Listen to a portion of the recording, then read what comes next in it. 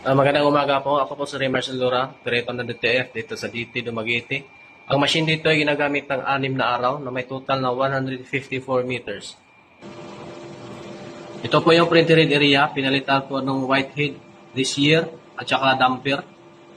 Ang capping naman ay may 70% good condition. Head clean.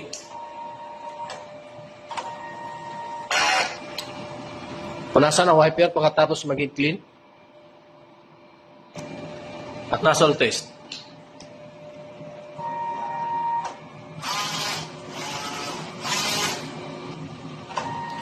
Ayan, kompleto naman yung nozzle.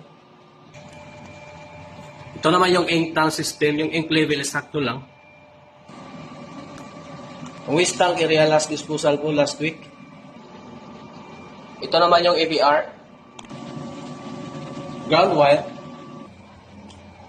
Ito naman yung mga unused ink. Powder at saka cleaning solution. Ito naman yung film. Ito naman yung physical inventory. Consumable withdrawal.